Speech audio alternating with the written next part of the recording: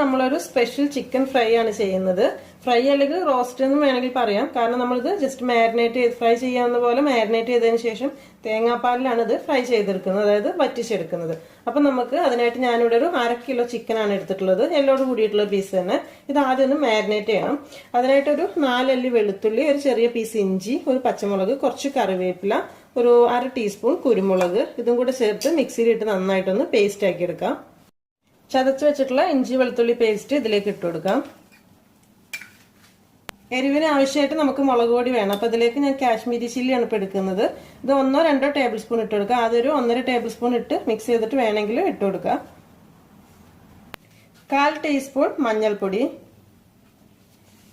1/4 teaspoon വലിയ ജീരകം പൊടിച്ചതാണിത്. ശരിക്കും നിങ്ങളുടെ കയ്യിൽ വലിയ ജീരകം പൊടിച്ച് സെപ്പറേറ്റ് ഇല്ലാന്നുണ്ടെങ്കിൽ നമ്മൾ ഇഞ്ചി വെളുത്തുള്ളിയൊക്കെ ചതച്ചതിന്റെ കൂടെ ഒരു 1/4 ടീസ്പൂൺ ജീരകം ഇട്ട് കൊടുത്താലും മതി.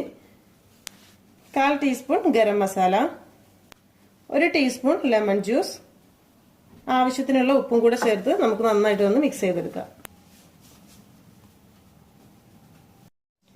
കൈ ഉപയോഗിച്ച് തന്നെ നന്നായിട്ട് ഇത് മിക്സ് ചെയ്തെടുക്കാം. മസാലപ്പൊടികളൊക്കെ ചേർത്ത് ചിക്കൻ നന്നായിട്ട് മിക്സ് ചെയ്തെടുത്തിട്ടുണ്ട്. ഇനി നമുക്കിത് റെസ്റ്റ് ചെയ്യാൻ വേണ്ടിയിട്ട് വെക്കണം. മിനിമം ഒരു 1/2 മണിക്കൂറെങ്കിലും വെക്കുക. അപ്പോഴേക്കും നന്നായിട്ട് മസാലയൊക്കെ പിടിക്കുക. കൂടുതൽ സമയം വെക്കുകയാണെങ്കിൽ കൂടുതൽ സമയം തന്നെ വെക്കുക.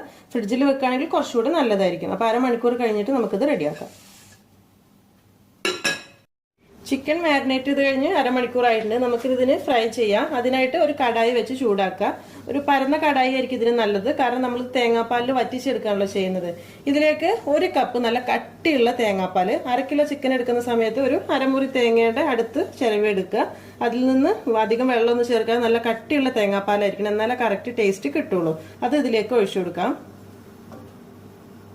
തേങ്ങാപ്പാല് ചെറുതായി ഒന്ന് ചൂടായി വരുന്ന സമയത്ത് നമുക്ക് ഇതിലേക്ക് മാരിനേറ്റ് ചെയ്ത് വെച്ചിട്ടുള്ള ചിക്കൻ ചേർത്ത് കൊടുക്കാം. നമ്മൾ ഇതിലേക്ക് വേറെ വെളിച്ചെണ്ണ ഒന്നും ചേർക്കുന്നില്ല. നല്ല കട്ടിയുള്ള തേങ്ങാപ്പാലാണ് എന്നുണ്ടെങ്കിൽ അതിൽ നിന്ന് എണ്ണ തെളിഞ്ഞ് വന്നോളും.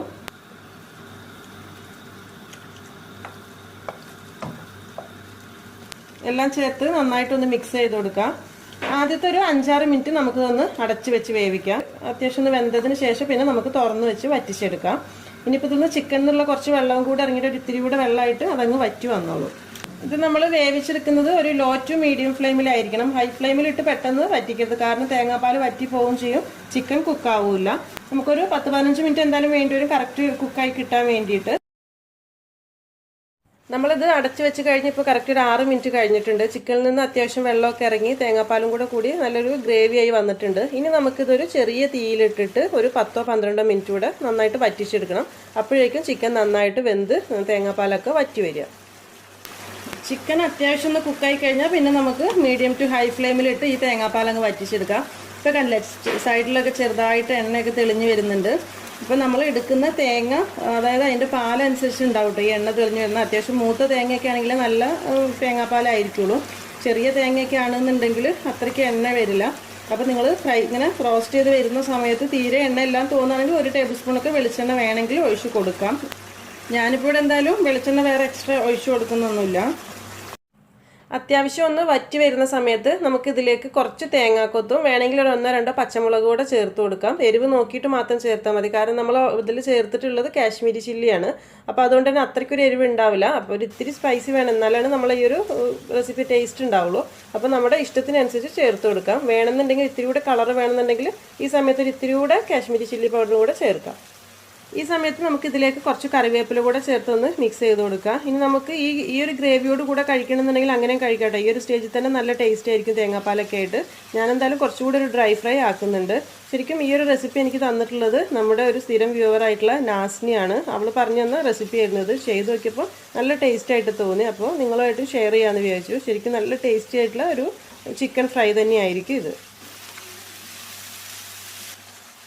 അപ്പോൾ ഇത്രയേ ഉള്ളൂ നമ്മുടെ ഈ ഒരു ചിക്കൻ ഫ്രൈ. ഈ സമയത്ത് നമുക്ക് വേണമെന്നുണ്ടെങ്കിൽ കുറച്ച് ഫ്രഷ് ആയിട്ടുള്ള കറിവേപ്പില കൂടെ ഇട്ട് കൊടുക്കാം. മല്ലിയില ഇടേണ്ട ആവശ്യമൊന്നുമില്ല. നമ്മൾ നാടൻ ടേസ്റ്റിന് എപ്പോഴും കറിവേപ്പില തന്നെയാണ് നല്ലത്.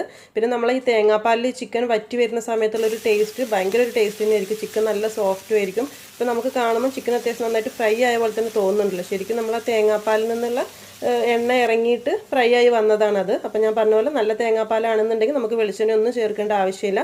അല്ലെങ്കിൽ മാത്രം ലാസ്റ്റ് സ്റ്റേജിലേക്ക് എത്തുന്ന സമയത്ത് 1 ടേബിൾ സ്പൂൺ വെളിച്ചെണ്ണ ചേർത്താൽ മതി.